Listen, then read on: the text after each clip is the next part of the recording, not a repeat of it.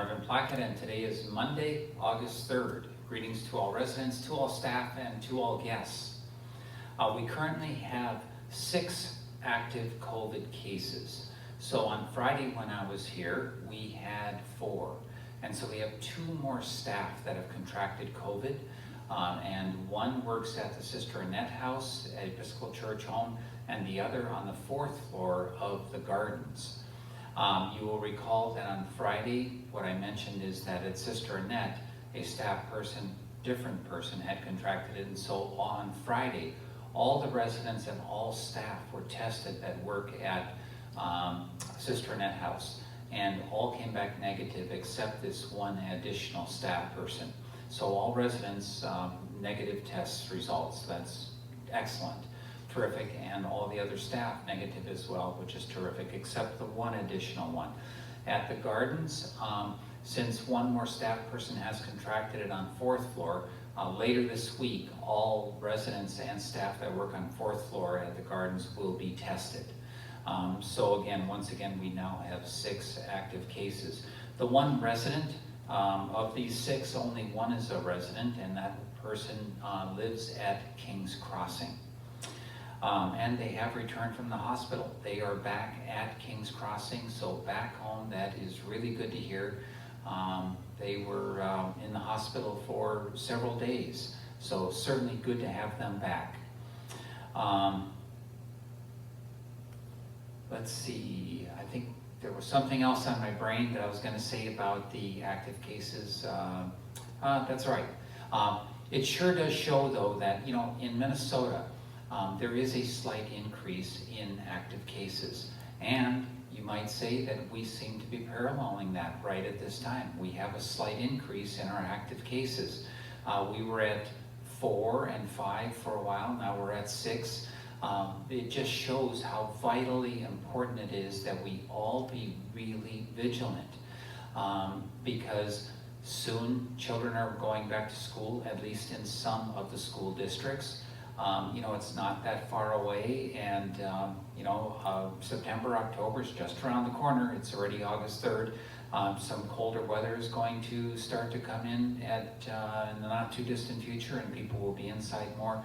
It just shows how important it is that we all be vigilant with the measures that we know. We don't have to look very far to other states in the United States that have out of control COVID cases. We certainly don't want to be joining them. So the keys are face masking and social distancing, frequent hand washing, and if you have any symptoms, to immediately self-isolate and to get tested and to let us know. So those are key features that we must employ. Read today in the paper that Sturgis, South Dakota, where there's always the motorcycle rally, that this summer it's continuing. They're expecting somewhere around 250,000 this year. So less than previous years, but that's still a lot of people, 250,000 people. Now, we certainly believe in fully living. In particular to the seniors that I'm speaking to, I suspect that none of you are going, but if you are, which we don't recommend, let us know. Probably you need to self-isolate for 14 days after you get back, because I would think that that's going to be a real struggle to keep your social distance in Sturgis, South Dakota, if you ride your hog all the way from here to Sturgis, South Dakota and back. So I haven't heard of anyone that lives or works at Episcopal Homes that goes to Sturgis annually, but you never know.